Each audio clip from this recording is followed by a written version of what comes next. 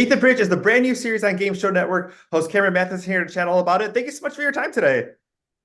Thanks, Rudy. Thanks for having me on, man. Good to see you. Great to see you. We have to talk about the new game show. We're going to talk a little General Hospital and the holiday movies. But first, let's talk a little bit about Beat the Bridge. Tell us a little bit about the concept of the show.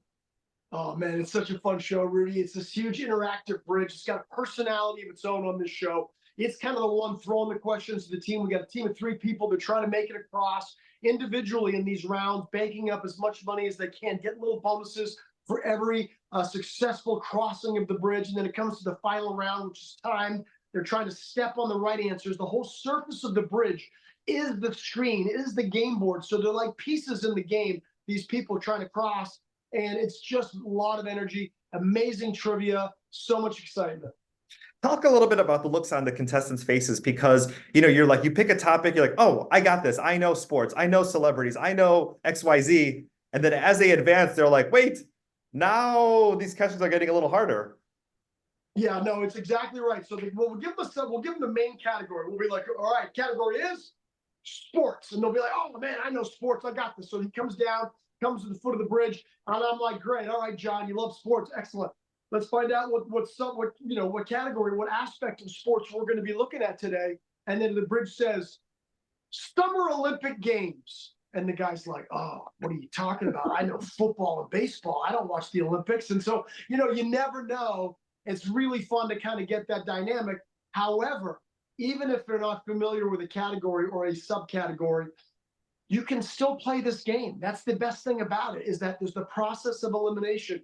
You can make your way across the bridge, even if you're not that familiar with some of the questions. And we've seen that happen time after time after time. Let's talk a little bit about the mental health aspect of game shows, because I think about, my life and, the show's on at 6 p.m. Eastern time. People are getting home from work. People might be sitting down for dinner. People might, grandchildren might be watching with their grandparents. Like, it's a time where people want to, challenge themselves, but also bond as a family. Yeah, I've got a lot of memories watching game shows as a family myself. Like watching Family Feud growing up, watching some other ones with my family, my brother, my mom, my dad. So yeah, for me, it's sort of like a really nice core memory. And I think for a lot of people too, it's upbeat, it's fun. You're learning a lot. It's exciting. There's laughs, there's jokes, there's drama, there's heartbreak. So there's the kind of things that you can really, like you say, it's a nice escape from reality sometimes in a positive way. It's very uplifting. There's nothing negative about this show. It's not one team pitted against another team, which for me is sometimes fun. It's great. But I love the fact that it's just one team trying to make some money, trying to bank as much as they can. I get to encourage them and be positive, and it's sort of like us against the bridge.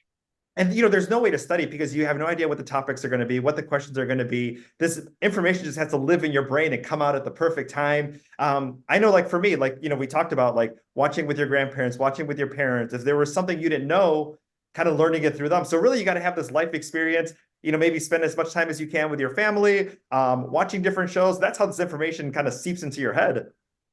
I like that takeaway, Rudy. I like the way you think. That's a beautiful way to think. Exactly. Especially when playing as a team. Like obviously you're playing as a team on the show, but you can't get help from your teammates as an individual is crossing, right?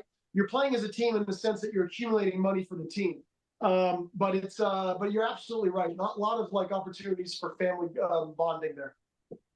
You just joined the Great American Family. Any holiday movies coming up? Tell us a little bit about that, because we had Mario Lopez in our area filming one recently. So we're excited to see, what projects Cameron might have. I was going to film one with Mario in that area. It turned out that I ended up not filming one of his. Like he's going to star in one, and then he also produces another one, for Great American. And I was going to be in the other movie with, for him or with him. And it turns out that I'm going to be shooting another one in August with an amazing Queen of Christmas. I can't say who yet; it hasn't been announced, but it's going to be a big deal, and I'm really, really excited about it. So yeah, it's a sweet story.